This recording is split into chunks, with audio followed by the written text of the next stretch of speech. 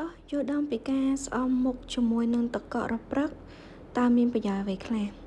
ការស្អំមុខជាមួយទឹកកករព្រឹកឬហៅថា eye facial ពិតជាមានអត្ថប្រយោជន៍សម្រាប់ស្បែកមុខប្រសិនបើយើងអនុវត្តបានត្រឹមត្រូវ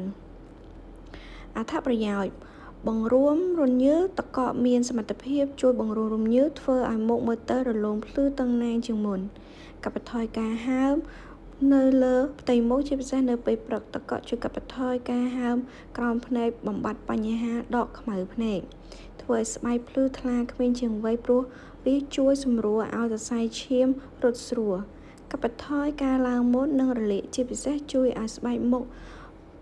មាត់លាប skincare ជ្រាបចូលបានល្អសម្រាប់អ្នកដែលមានស្បែកមុខប្រេងទឹកកកក៏អាចជួយទៅគ្រប់គ្រងប្រេងដែលលើសបានផងដែរជួយឲ្យ make up ជាប់បានល្អណែនាំឲ្យស្អំមុខជាមួយទឹកកកមុន make up ធ្វើឲ្យអារម្មណ៍ស្រស់ស្រាយស្រឡះមុខស្រឡះមាត់បំរាមកុំដាក់ទឹកកកនៅលើស្បែកផ្ទាល់គួរតែលាយជាមួយទឹករួចសឹមស្អំតែ30វិនាទី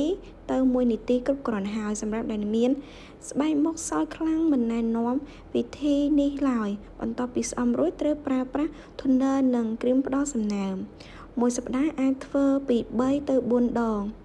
អរគុណណាសូមឲ្យស្បែកមុខគ្រប់គ្នាភ្លឺល្អស្អាតគ្រប់គ្នាចំពោះអត្ថប្រយោជន៍នៃការស្អំទឹកកកនៅពេលព្រឹកបន្ទាប់ពីយើង make up ឬក៏លាប skincare អីចឹងណាធ្វើឲ្យមុខយើងល្អស្អាត smooth ល្អមែនតើចង់និយាយចឹងណាអរគុណច្រើន